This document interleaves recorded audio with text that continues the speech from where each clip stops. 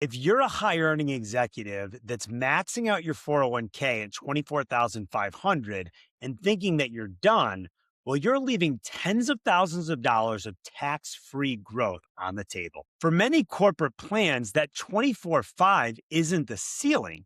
The real limit is actually 72,000. But here's the problem. Most people who try to access that extra capacity either mess up the execution, trigger unexpected taxes, or assume that their plan supports it when it doesn't. And if you wait until the fourth quarter to figure this out, then you've already lost most of the year. Today, I'm walking you through the Mega Backdoor Roth step by step, how to check if your plan allows it, how to set it up in Q1 when it actually matters, and how to avoid the three mistakes that turn tax-free money into a tax headache. I'm Dan Pascone, founder of Tailored Wealth, and I work with executives and business leaders who are navigating complex compensation structures, high tax exposure, and the challenge of turning income into actual financial independence. And the Mega Backdoor Roth is one of the most powerful tools available to high earners, but it's also one of the most misunderstood. It's not a loophole, it's a plan feature. And whether you can use it depends entirely on what your employer's 401k allows. And the reason why Q1 matters is simple. The strategy runs on payroll mechanics.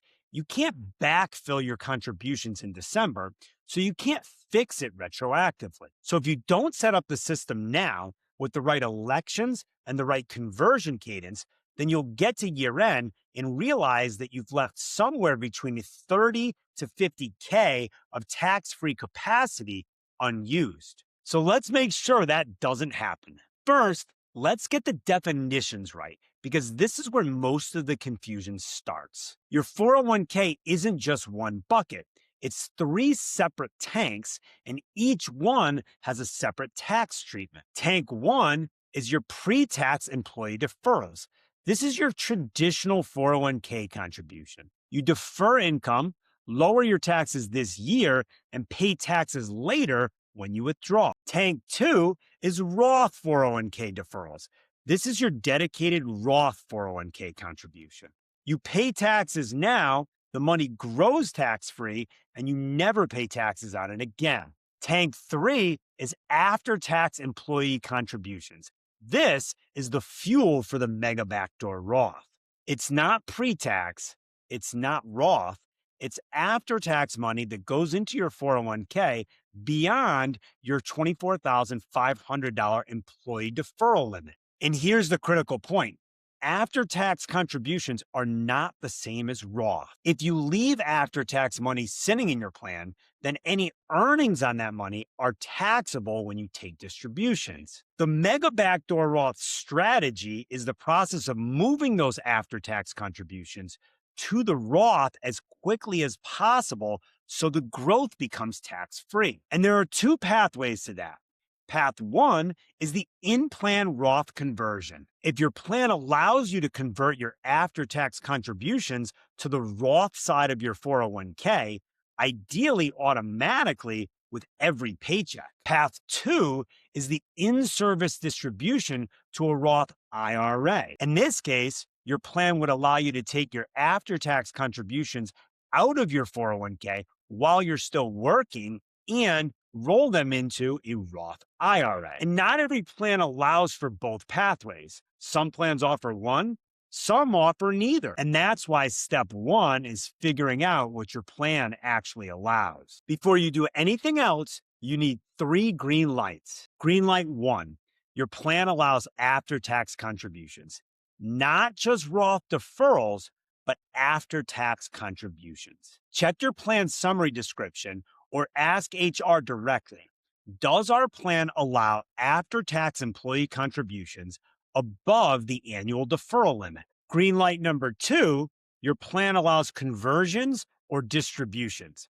This is the part most people miss. Some plans allow after-tax contributions, but don't let you convert them to a Roth or take them out while you're still employed. In that scenario, the money sits there growing taxable earnings, and that defeats the purpose of the strategy. You need your plan to allow either frequent in-plan Roth conversions or distributions of after-tax amounts. Green light 3 is your plan's record keeping is clean. Your 401k provider needs to track after-tax contributions separately from pre-tax or Roth, and they need to handle conversions or distributions correctly. Most major providers do this well, but if your plan is older or uses a less sophisticated system, things can get messy. But if you have all 3 green lights, you're good to go. But if you're missing even one, the Mega Backdoor Roth won't work, or it won't be worth the administrative burden. Now let's walk through the actual execution.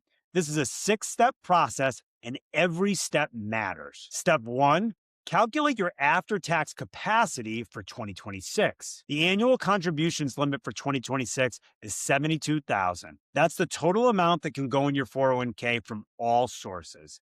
Your employee deferrals, your employer's match or profit-sharing contributions, and your after-tax contributions. Start with $72K and subtract your employee deferrals. If you're maxing out, that's $24,500. If your employer matches 50% of contributions up to 6% of pay, estimate that number conservatively. Let's say you're making $300K and your employer contributes $9,000. $72,000 minus $24,500 minus $9,000 leaves you with $38,500 of after-tax contribution space. That's the number you're working toward. And if you're 50 or older, you have catch-up contributions on top of this framework. For 2026, that's an additional $8,000 if you're 50 to 59, an additional $11,250 if you're 60 to 63. Confirm how your plan treats catch-up in relation to the annual additions limit because plan designs do vary. Step 2, protect the employer match. This is critical. If you front load your 24/5 in elective deferrals earlier in the year and stop contributing before December, some plans will stop matching you. That's free money you're leaving on the table, and the solution depends on whether your plan offers a true-up. A true-up means your employer recalculates the match at year end and makes up any shortfall. If your plan has a true-up, you're fine. If it doesn't, then you need to spread your deferrals across the entire year so you continue getting the match on each paycheck. Step 3 is set your payroll elections in Q1. This is why January, February, and March really matter. You need to go into your 401k portal or work with HR to set 2 things: your elective deferral rate and your after-tax contribution rate. Most plans express after-tax contributions as a percentage of pay, not a set dollar amount. That means if you start this process in October, then you've already lost most of the year's capacity. So set it now. If you're earning $300,000 a year and want to contribute $38,500 in after-tax dollars, then you'll need to run the math on what percentage gets you there based on the remaining paychecks. I recommend starting on the higher side, and you can always adjust mid-year if needed. Step 4 is to convert quickly and systematically. This is where the tax efficiency actually happens. If you let after-tax contributions sit in your account without converting them, they generate earnings. And those earnings are taxable when you eventually convert or distribute. The goal is to convert after-tax contributions to Roth as quickly as possible so that you're only converting basis, not growth. Many plans now allow for in-plan Roth conversions, and if yours does, turn that feature on. Ideally, it converts every paycheck. And if your plan allows in-service distributions, set a schedule like once a month and roll the after-tax portion to your Roth IRA. One important rule: if you take a distribution that includes multiple contribution types, the IRS requires a pro rata allocation. You can't cherry pick and pull out only after tax while leaving everything else behind. But you can direct different portions to different destinations in the same distribution: after tax to a Roth IRA and pre-tax to a traditional IRA. Your 401k provider should handle this, but you need to understand the mechanics so you can review the paperwork and make sure that it's executed correctly. Step 5 is track the paper trail. Depending on how your plan handles conversions and distributions, you may receive tax for. If you do an in-service distribution and rollover, expect a 1099-R. The key is making sure the conversion is mostly basis with minimal taxable earnings. For example, if you're converting $30K of after-tax contributions and only $200 of earnings, that's clean. If you're converting $30K and there's $5,000 of earnings, you've waited too long. Step 6 is run a mid-year audit. Set a reminder for June or July, pull up your 401k and check two things. Did your employer post contributions as expected?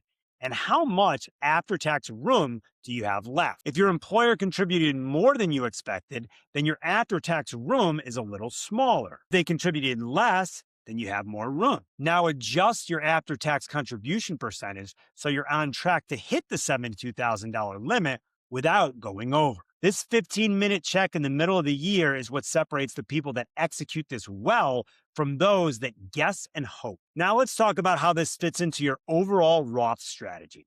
If you're a high earner, you likely have multiple Roth levers available. Here's the order of operations that makes sense for most people. First, max your employer match. This is non-negotiable. It's the highest guaranteed return you'll get anywhere. Second, max your elected deferral at $24,500. Decide on whether you want it to be traditional, Roth, or a combination depending on your current tax rate and your expected tax rate in retirement. Third is to fund a backdoor Roth IRA for yourself and your spouse if applicable. That's $7,000 per person in 2026 if you're under 50. And watch out for the pro rata rule if you have pre-tax IRA balances. Fourth, execute the Mega Backdoor Roth. This is where the big dollars come in, assuming your plan supports it. Fifth, consider Roth conversions if you have a strategic tax rate advantage. Some examples of these opportunities would be a year with lower income, a sabbatical, a business loss, a year between jobs, or early retirement before Social Security and RMDs kick in. Don't convert just to convert. Convert when the math supports it. This sequence keeps you from paying unnecessary taxes and helps you to build the largest tax-free base over time. Now let's talk about what goes wrong. Mistake number one is confusing the Mega Backdoor Roth with a backdoor Roth IRA.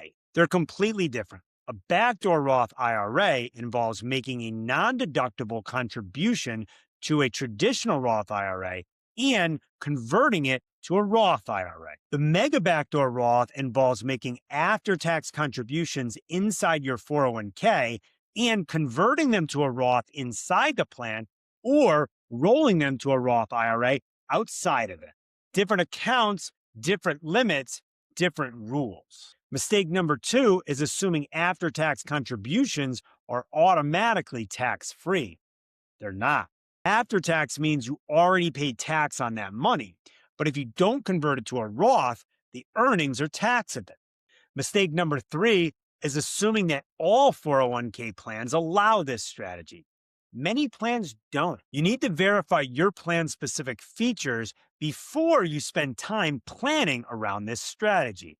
Trap number one is plan testing and refunds. Some plans are subject to non-discrimination testing, which can limit after-tax contributions for highly compensated employees. If you contribute and the plan later fails testing, you could get a refund and the plan unwinds. This is less common in large, well-designed plans, but it's worth asking about. Trap number two is overshooting the annual additions cap. If your employer contributes more than expected late in the year and you've been aggressively contributing after-tax contributions, you could exceed the $72,000 cap. Then the excess has to come back out and it creates a bit of a mess. That's why the mid-year audit is so important. Trap number three is sloppy tax reporting. If you're doing in-service distributions and rollovers, the paperwork has to be right. After-tax basis goes to Roths, earnings and pre-tax amounts go to traditional IRAs. If you or your 401k provider messes this up, you'll have tax surprises and correction headaches. One more thing. I often get asked, why not just invest in a taxable brokerage account and skip all of this legwork? That's a fair question. A taxable brokerage account is flexible, and if you're investing in predominantly index funds, the tax drag is manageable. But the Mega Backdoor Roth is about future tax rate uncertainty. If tax rates go up, your income stays high in retirement, or you want the flexibility to take large distributions without tax consequences, well, the Roth space you're building now is well worth the effort. It doesn't have to be either or, it can be both. You likely should have taxable accounts, and you likely should maximize tax advantage accounts where it makes sense. The Mega Backdoor Roth is not just about your income level. It's about your plan's features. And if your plan supports it, it's one of the most powerful vehicles available to high earners looking to build tax-free wealth. And the key to keeping it clean is systematic execution. Contribute, convert, track, adjust. Now, the Mega Backdoor Roth is just one piece of a comprehensive tax strategy. If you want to see the full picture on how executives can save on taxes now and in the future, I've put together our Executive's Guide to Tax Control in 2026 and beyond. It's a comprehensive guide that covers strategies like backdoor Roth, Roth conversions, equity comp tax planning, and how to coordinate everything into a system that actually reduces your lifetime tax bill. You can download it in the link below. Thanks for watching, and I'll see you in the next one.